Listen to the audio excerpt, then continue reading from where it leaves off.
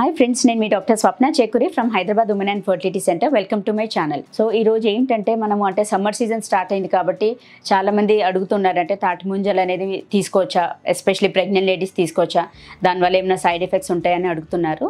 So ఈ వీడియోలో మనం తెలుసుకుందాం.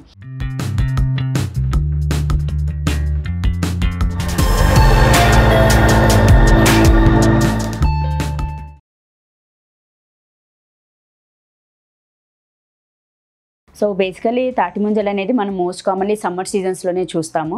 దాన్ని యాక్చువల్లీ ఐస్ యాపిల్ అని కూడా అంటారు. అండ్ తాటి ముంజలు ఏంటంటే అత్యధిక శాతంలో వాటర్ కంటెంట్ అనేది ఎక్కువగా ఉంటుంది.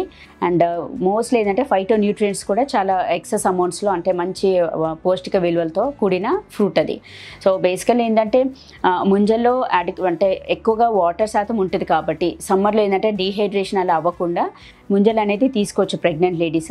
కాకపోతే మరీ ఎక్కువగా ఏదైనా అతిగా తీసుకోకూడదు. అంటే on an average per day at least ఒక 3 to 4 అంత మటుకు తీసుకోవచ్చు, మరీ ఎక్కువగా కూడా తీసుకోవద్దు. అండ్ ఇంకోటి ఏంటంటే ముంజల్లో మనకు మోర్ వాటర్ కంటెంట్తో పాటుగా అది ఫైబర్ కూడా ఎక్కువగా ఉంటుంది.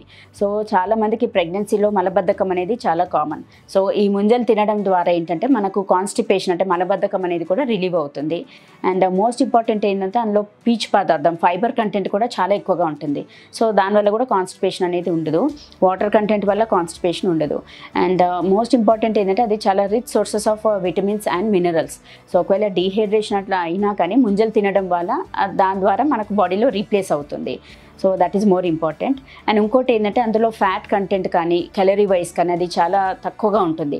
సో అది ఈవెన్ డయాబెటిక్ పేషెంట్స్కి కూడా తీసుకోవచ్చు అంటాం. ఎందుకోసమంటే అది ఎక్కువ స్వీట్గా అట్లాంటిది కూడా ఏమి ఉండదు.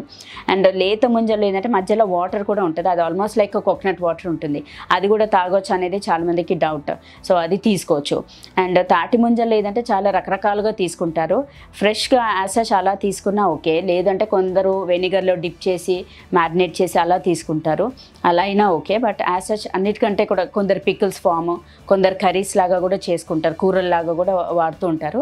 బట్ అన్నిటికంటే కూడా యాజ్ సచ్ ఫ్రెష్గా అప్పటికప్పుడు తీసింది అలా తీసుకోవడం వల్ల మనకు అడ్వాంటేజెస్ ఎక్కువగా ఉంటుంది.